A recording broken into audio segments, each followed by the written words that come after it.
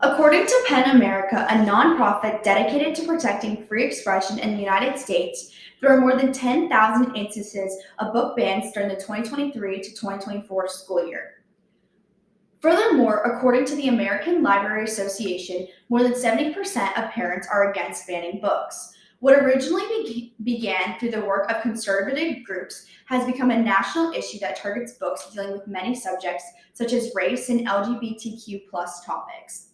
Book banning is becoming too popularized in the United States, hindering children's education and infringing upon constitutional rights due to the controversial and sensitive topics that many books contain.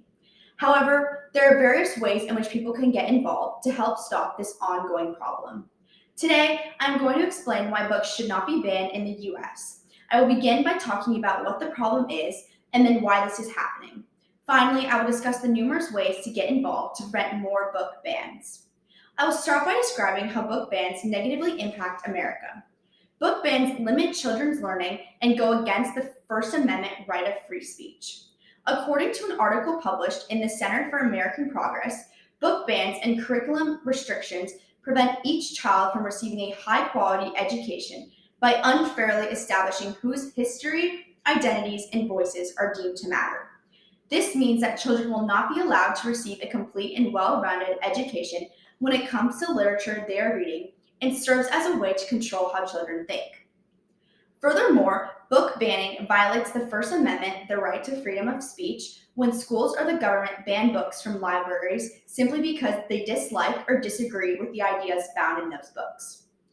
The removal of books from a public or school library due to disagreements over political viewpoints or ideas discriminates against the First Amendment.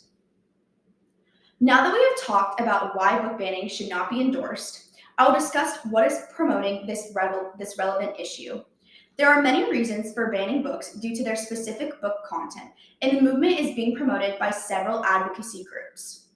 Aisha Pentarker, a reporter for Education Week who covered the race and opportunity in schools, cites a report by PEN America that states the groups who are trying to remove books from libraries and school curriculums are the Moms of Liberty, No Left Turn to Education, and Mass Resistance. This allows for certain small groups of people to control the way people, most notably children, think and learn about the world around them. Book censorship is encouraged by the groups previously mentioned for various reasons, such as book content that contains violence, negativity, religious affiliation, racial issues, blasphemous dialogue, and much more. I am now going to transition into how we can help stop book bans. Book banning needs to be stopped, and there are numerous ways people can get involved to prevent this problem from escalating further. PEN America, the previously mentioned free speech advocacy organization, believes that supporting organizations that defend readers and writers can help challenge those who support book bannings in court. Also, it is imperative that people vote in their local elections, as the members of the school boards often determine whether or not children have access to certain books.